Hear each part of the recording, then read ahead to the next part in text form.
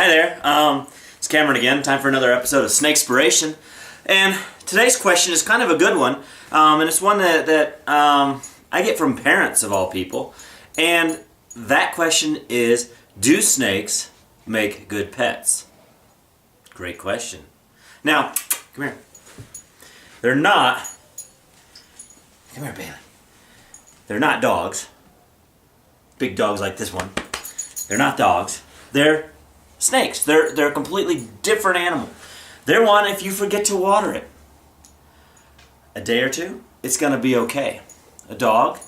No, you got to water your dogs. If you forget to feed it 1 week, it's going to be okay. But does that make a good pet, neglect? No, we still want to ever neglect our snakes. We definitely want to be able to... The big dog hit the camera. We definitely want to be able to interact with them and take good care of them. But what would be a good pet? Now, what I'm holding today is a corn snake, and one of my first pet snakes was a corn snake. Now, growing up, I would always go outside, always be outside catching snakes. And I'd bring them in for a day or two, and then we'd let them go. You know, garter snakes, decay snakes, little brown snakes, things like that. We'd go out, and I'd catch them, bring them in the house for a day or two, and then let them go. Every now and again, I'd have a king snake for a couple weeks, or a black rat snake for a couple weeks. But when I first really started having pet snakes, I started with a corn snake, and it's a great starter snake. They don't get that big. This is a half-grown corn snake. This is the wild type color phase. And Bailey, get you out of here. Goodness gracious, big dog. So, with a corn snake though, is they eat rodents, so they're really good for that. And that you're not having, they'll eat frozen thawed, so you're not having to go buy a live mouse and put it in with your snake cage. But, one thing that can be bad about them is that if you were ever to feed them in their cage, they can become food aggressive, and when you open up the cage, they think that food's coming in. I mean, think about it. You're conditioned every time the cage opens, food comes in. Well, if you hold the snake a lot and you don't feed it in its cage, you feed it in another container, you don't ever have that problem. So that's one reason corn snakes make great pets, is that they're calm. This one doesn't go very far. They're pretty sturdy, so that you're not worried about, if you have kids that would smash them or squish them or anything like that. They're a pretty sturdy snake, and they're pretty just calm and tame. There are snakes that don't make good pets. Think about it. If you wanted a python, and it starts off, the same size as this corn snake, but it ends up being 12, 15 feet long, is that a good pet? It might be for you, but it's not for most average snake owners. It's probably not the best thing to have, and especially not for a beginner. You don't want something that's going to get that big. But if you find out you get a corn snake and you find out you really like snakes, and then you decide, well, shoot, I'm going to get something bigger, and then go to it, absolutely. But it's the corn snake, and then the other great starter snake for people is the ball python. Now here's a ball python. This is just a little baby ball python. Look at it. It's in a ball, just like its name, ball python. So the reason it's a great starter pet is that's what it does.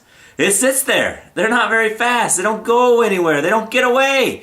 But the ball pythons can be tricky eaters. Sometimes they decide they don't want to eat for a month, 2 months, 3 months, 4 months at a time.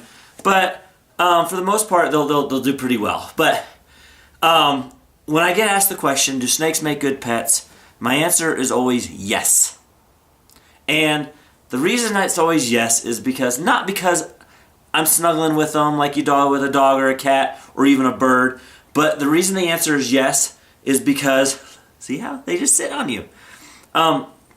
It's because there is a companionship. When a snake is on you, there's some sort of energy that's transferred to you that's calming, for me at least.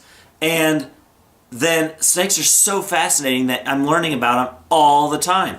Even this corn snake, I'm learning something new about this particular individual corn snake and what it likes every time I hold it. Same with a ball python. Now, ball pythons, we'll talk about sizes of snakes some other time, but a ball python can get to 4 or 5 feet long and be this big around. So if that's not for you, you want a corn snake that's a lot thinner and less intimidating in terms of once it gets bigger.